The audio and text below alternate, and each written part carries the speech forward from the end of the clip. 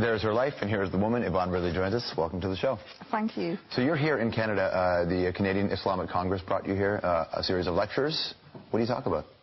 I've been talking about Islamophobia, women in Islam, feminism, Islamic issues, the wars.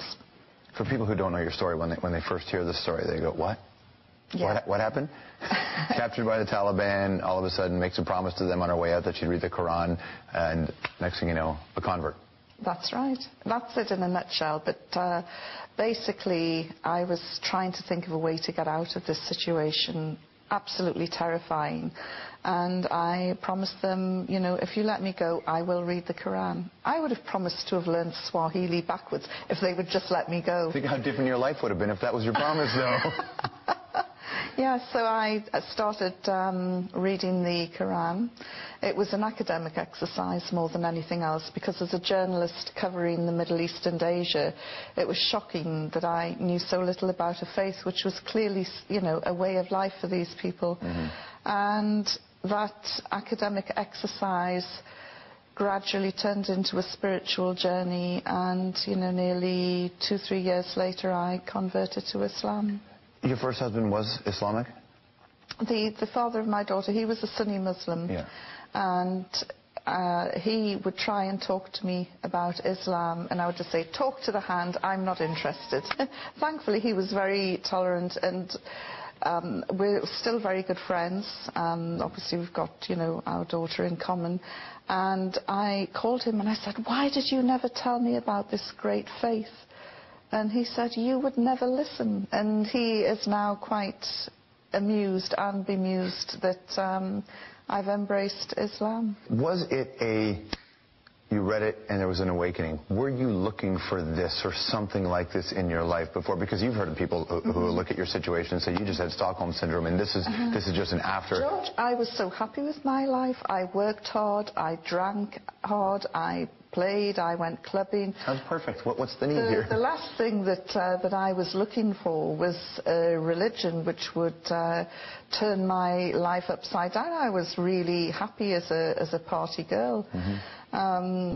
So I wasn't looking for anything. And but things started to resonate, and I started to look into it more, especially with regards to the rights of women, and was completely floored by what I was reading.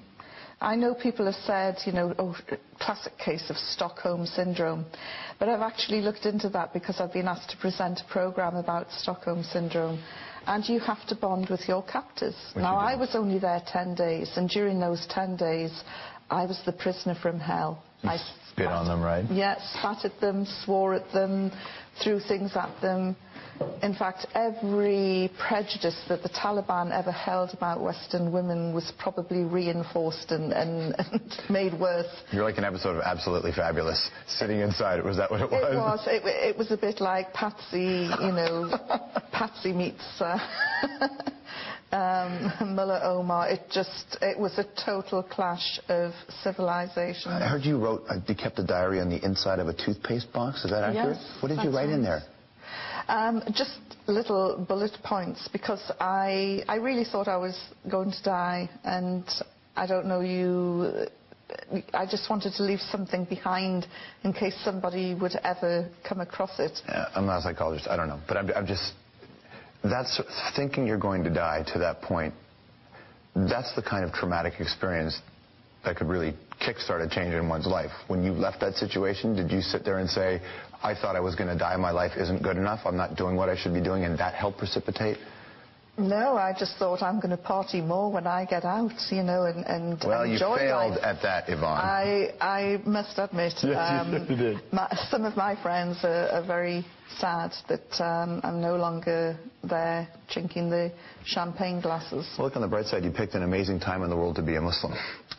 Yes. Like, this is the moment when this conversation, it's been centuries since the conversation has been this heated between the East and the West. Absolutely, and you know, this is something that I often say, my timing could have been a bit better. Big conversation in England had to do with the dress of Muslim women. In France, all over Europe, it's even a debate here. I couldn't believe, I thought that the niqab issue was done away with. When will white middle-class men learn to stay out of women's wardrobes? How do you mean? Well, the debate here is over polling and voting, right? No, it isn't that, George. Think about this. The issue focuses on an area where there are 67,000 voters, where 5,000 of those voters are Muslims, where 12 of those Muslims wear the niqab or the face veil. Right.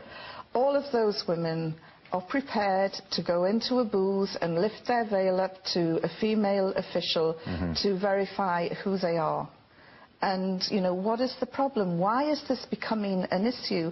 And I get my hackles raised as a feminist, and I have been a member of the feminist movement since the 70s. As a feminist, I get really annoyed when I see that women's votes are being threatened. I know when you said that you're a feminist, I know that there are people, and they're going to be emailing us right now, saying how can you be a feminist and a Muslim woman, just like how can you be a feminist and a fundamentalist Christian? It's the same point. I find it liberating sitting here having a discussion with you, not being judged on the length of my skirt or the size of my breasts. Right. And to me, I've got that liberation through Islam. I'm not saying that, the Muslim world is perfect by any means, there are. But this issue of 12 women, why has it become headline news in Canada? Because it's salacious, that's all. What is the real agenda? And, we had this debate about the niqab in Britain, where we had the now Prime Minister Gordon Brown and Dr. John Reid, two Scotsmen, talking about the niqab. And I'm thinking, hang on, these guys come from a country where the men wear pleated skirts. Then we had the Bishop of Rochester jumping in, a man with a pointy hat and a purple dress. I'm thinking, what's going on here? Well, for them, it's in terms of full faith, there's so much fear and concern of security that they think this is the only way. Oh, because women who wear the niqab are up to no good. They hold up banks. I think the argument is they don't know. The argument is that I'm not defending. I'm saying this is the other side of the coin, which is people say if you are, what do you do in a country where people are scared now, and do they have any right to be scared? I get scared when I see drunken men in the street. So do we ban alcohol? Of course we don't. I get scared sometimes. But it's illegal to be drunk in the street in some places. I get scared sometimes when I see some people with tattoos on their face. Not many, but there are some who have these tattoos on their face, or all the face piercings.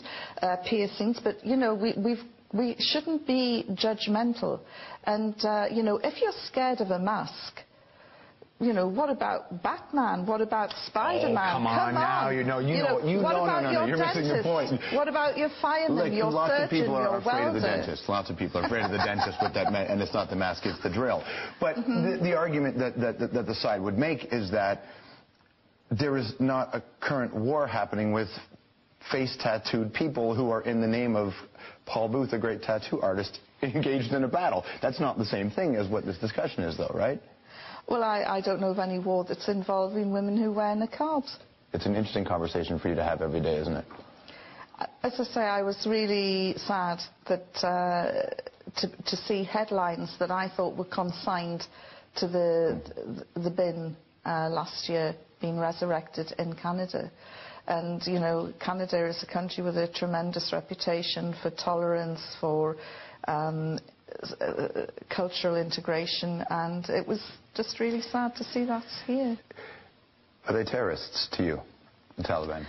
I hate the word terrorism. As a journalist, I would love just to pick up the word terror. It's meaningless. Well, it assigns an emotional value, which takes the journalism Nelson out of it. Mandela was called a terrorist. Right. He is now the most revered statesman alive today. There are so-called Irish terrorists in government now, sitting down, working on a day-to-day basis in the British Parliament. The word is absolutely meaningless. Thanks for your time today. Thank you. Yvonne Ridley. The Hour will be right back.